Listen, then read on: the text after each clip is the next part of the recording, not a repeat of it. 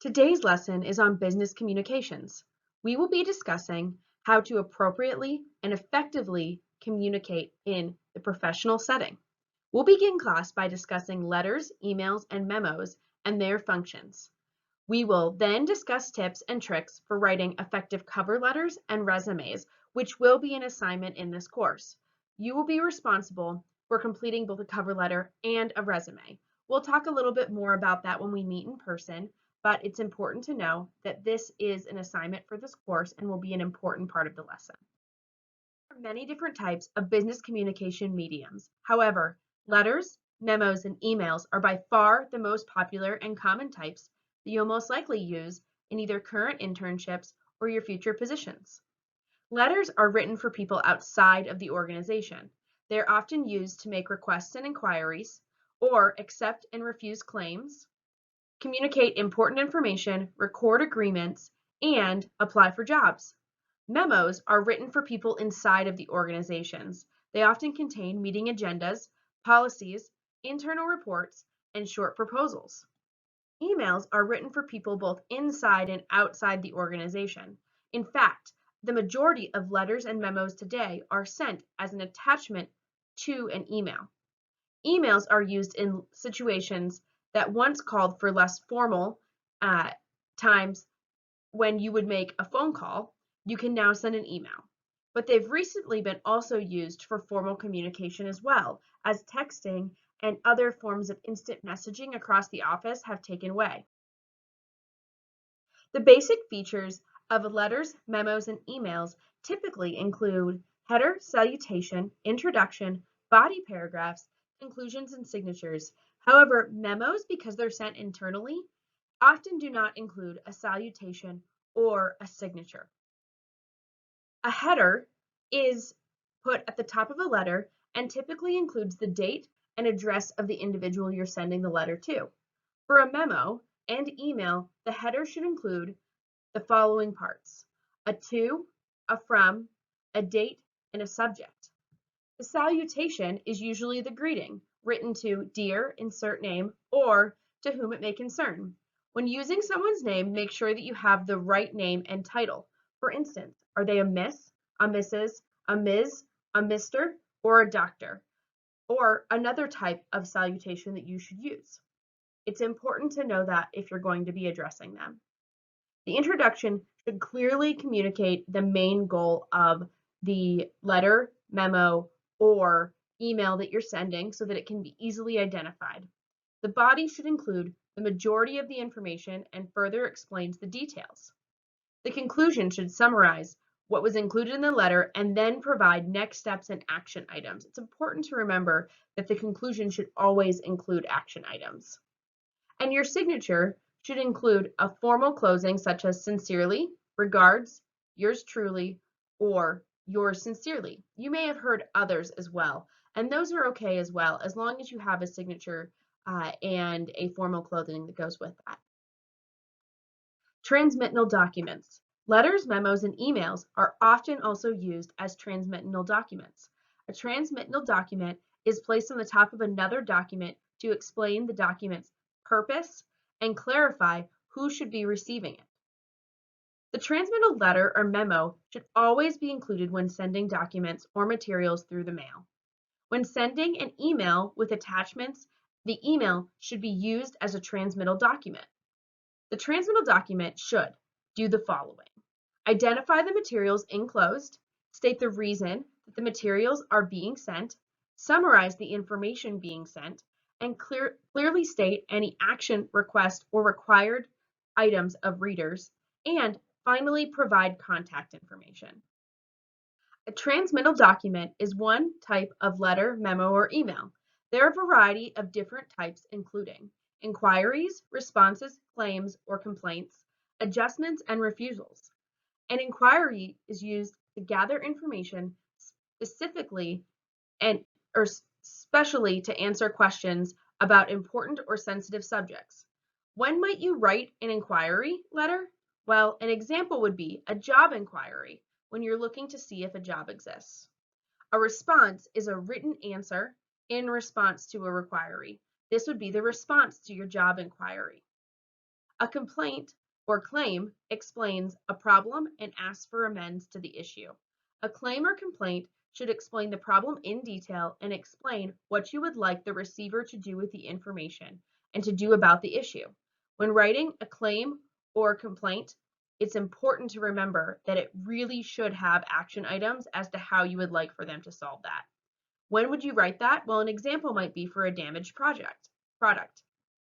An adjustment is the response to a claim or complaint about the issue described. Adjustments should always express regret, provide a response of action, and tell the reader about the results they will receive. Example, receiving a refund or a new product for the damaged project. Finally, a refusal is considered bad news when you're telling the reader something you don't want them to hear.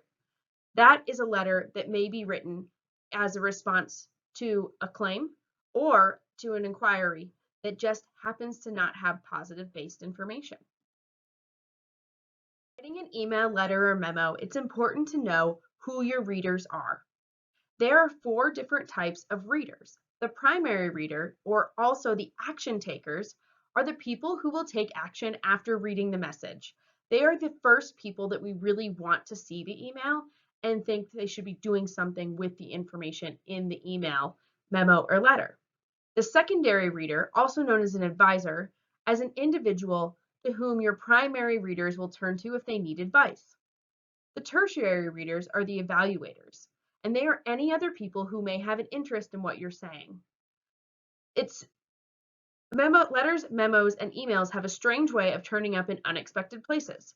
Before sending any correspondence, think carefully about how the document would look if it was made public, because tertiary readers oftentimes are those individuals from the public that receive it later. And finally, your gatekeeper readers or supervisors, such as the supervisor or legal counselor, you may want to overlook an especially important correspondence before it's sent out or be attached within that. These are individuals that you may BCC or CC when sending an email. These types of communications should follow the 5 W's and H rule. Who is the reader of my letter, memo, or email? Why am I writing to this person? What is my point, and what do I want the reader to do? That action piece is very important. Where will the letter, memo, or email be read? When will the letter, email, or memo be read or used? And how will the reader use the document now and in the future? It's very important that these questions be answered and that you consider them when creating your business communications. There are a variety of strategies for projecting the appropriate style and design that you would like within these documents. You should use the you style that always puts the emphasis on the reader rather than on the author. Unless you're providing negative information, then you should not use the you style, so your readers won't read the communication as hostile. So it's important to remember that you're telling them what you want them to do. However, it's important that you also ensure that it doesn't seem passive aggressive. Also, when creating the appropriate tone, it's important to think about the image you want to project. Mapping is an especially good way to project a specific tone in your correspondence. Once you have mapped out what tone you would like to use, you can then weave these words into a message. If the words are used strategically, your readers will subconsciously sense the tone you're trying to create, and if they know you well enough, they may even be reading it with your voice and tone in mind. You should also avoid bureaucratic phrasing, which seems impersonal. For example, per your request in lieu of, contingent upon, receipt, etc., all seem very formal and impersonal to individuals. So especially when sending emails where you're trying to connect with individuals, highly suggest staying away from these terms. Formatting an email, letter, or memo, it's important to remember that your organization and business may have a type of letterhead that they would like you to use or something for your email signature. In the email, you'll need to consider the following. The to line. This is the email address for the intended receiver or receivers. The CC and BCC lines are used to copy people who are not primary receivers. Recall those secondary, tertiary, and gatekeeper readers. Also, it's important to know that the BCC line is a blank carbon copy, meaning that the other individuals that receive the email will not know that anybody in the BCC line was also attached. Subject line. The topic of the email. This should be a concise phrase that catches the attention and helps the reader understand and know who this email is for and what it's about. Attachment line, additional fields, pictures, or programs attached to the email. This is how you let people know what also they should be looking at other than the body of the information. And finally, the message area is where you type your message for the receiver. The area of emails includes 4 different things: the introduction, the body, the conclusion, and the signature. The introduction does 3 separate things. It defines the subject, states the purpose, and states the main point. The body then provides any other information that's needed to help support the email's main point or achieve your email's purpose.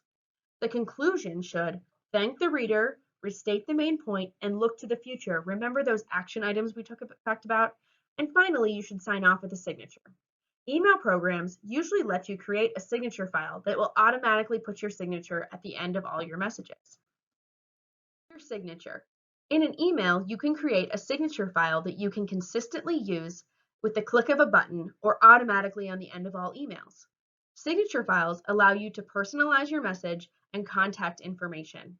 By creating a signature file, you can avoid typing your name, title, phone number, and so on at the end of each message. Your signature should always include your name, title, phone number, and any other important contact information. With the world continuing to become more globalized, you will most likely need to communicate through international email. Here are a few things to keep in mind. A challenge when using email internationally is that North Americans tend to view email as informal or even intimate medium for communication. As a result, they regularly stumble over social norms and other conventions with other cultures. Too quickly, Americans try to become too friendly and too informal. Also in email, Americans can be sloppy with grammar, spelling, and word usage, causing significant problems for non-English speakers who are trying to translate.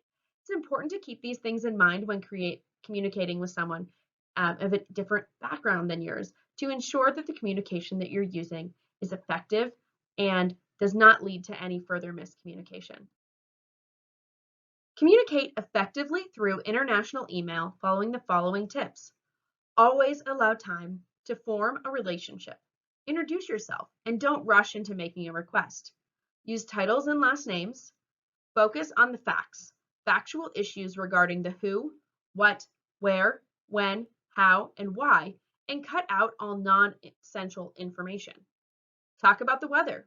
It's a safe, universal topic that helps to bring everybody in and feel more connected. Use attachments only when needed. Some systems cannot handle large attachments. Use plain text and avoid fancy text fonts. Keep it to a Calibri, a Arial, or a Times New Roman. Limit or avoid photographs and graphics. Avoid cliches at the closing and avoid humor, because oftentimes humor looks very different to different cultures. Texting at work is becoming more commonplace today than it was before. It can have both negative and positive benefits when used well. However, common mistakes include writing texts that are misinterpreted or using text messages as emails. When used properly, it can be a very efficient mode of communication. Here are some tips and tricks for texting at work. Write longer text messages. Spell out most words and punctuate. Email or call when it's important. Make sure you're doing your work and not just texting all day. Don't text during meetings. It comes across as very unprofessional. Don't use texting to flirt at work. It's not appropriate and could lead to issues with your employment. And remember, texts are sent with company phones and are not private. When writing cover letters, they should be associated with your resume. However, they should not just tell us all the qualifications that you've already provided in your resume. They should use the tailored job announcement to provide a more elaborate list or a more elaborate connection with the qualifications for the job. Provide the context to the things listed in your resume. They are typically only 1 page in length. Cover letters should be targeted concisely to the desired position. You should connect your skills to the company or organization's needs and wants, and support these skills with specific examples of education or experience you have. The easiest way to do this is to take the job posting, highlight keywords to use in your cover letter, avoid informal language such as slang, contradictions, and acronyms. It's important to be confident, but do not exaggerate your qualifications or experiences. You should always proofread multiple times and use the standard business letter format. The font should be the same on your resume paper. I highly recommend always signing your name in ink and then scanning your letter if it is electronic. However, if you're submitting electronically, you can type your name and save it as a PDF. For more information to help you with creating the perfect cover letter, you should visit the University of Idaho's Career Services website. Remember, this is a project and you'll need to find and attach a job description that you will write the cover letter for that will go with your associated resume. Brought us to the end of this online lecture. When we meet, we will discuss for a little while what's important to keep in mind when creating a resume, and you and a team of individuals will create a resume checklist to review the quality of resumes that we look at.